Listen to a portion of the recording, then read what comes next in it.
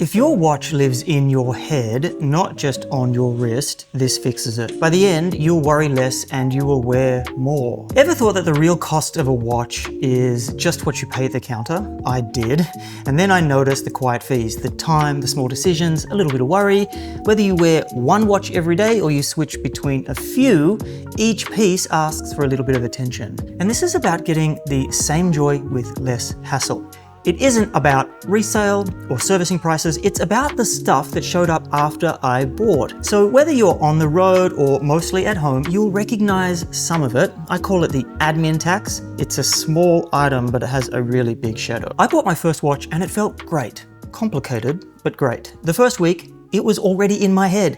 On the way to the airport, I couldn't remember if I kept it on through security or not, so I put it in my bag and I scratched it.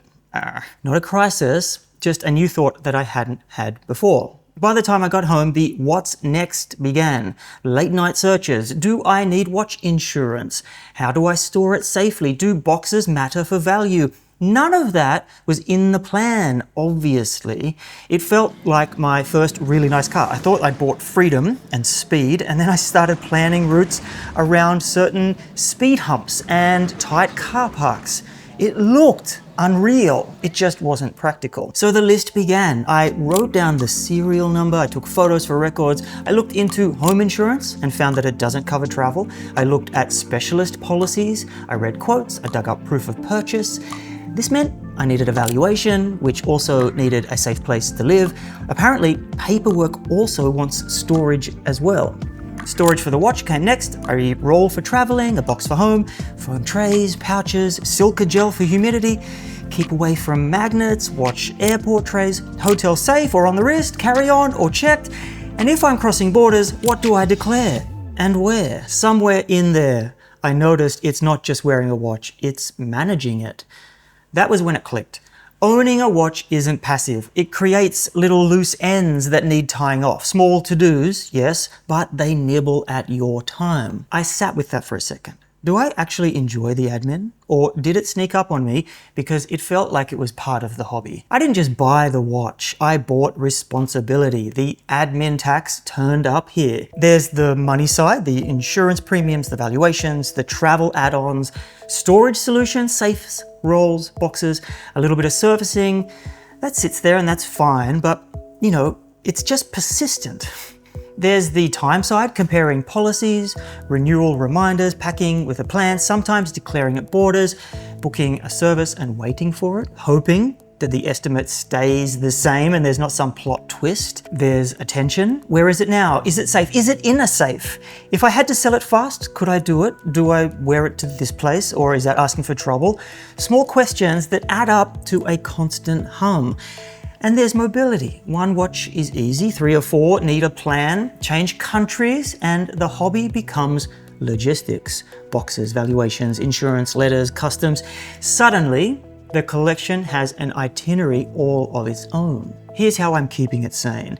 And I've said this before, but I am the travel watch. Anything I keep has to move with me. No watches that just sit in a drawer. We face the world together. If a watch makes me baby it, plan routes, and think about it all day, I probably don't want to own it. If it feels like my lowered Civic that scraped on every speed hump, it fails the travel test. Quick story, I once left a watch in a hotel safe, felt fine about it, and then spent dinner thinking about it. The code, the door, whether the safe was bolted or it was just sitting there like a toaster. And that's when I realized the weight wasn't on my wrist. It was all in my head. Quick note, I haven't done all of this yet. I can't get packages where I live right now. So think of this as my plan, and my plan is boring on purpose. Travel roll in the carry-on, soft pouch as a backup, silica gel in the box at home, never in the checked-in bag, airport trays only if it's in a pouch, in the hotel room, on the wrist or out of sight, not by the sink or the nightstand. Insurance, if I genuinely be upset to replace it out of pocket, I insure it. I haven't yet. Logistics where I live, again.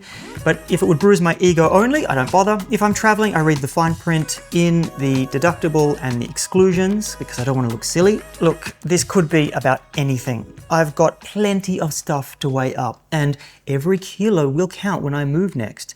But we're talking watches because they're small and loud. They're light in the bag, but they're heavy in the head. And that's the part that actually makes me smile. They're tiny. They're way smaller than the TV bar that I'm probably going to wedge into my suitcase on the next move, yet they take up a disproportionate amount of space in my brain. For good, for bad, I'm fine with that for now. Ask me again when my collection is bigger, my answer might actually change. Right now, I'm not sure how many watches I can handle. If something new comes in, something probably goes out.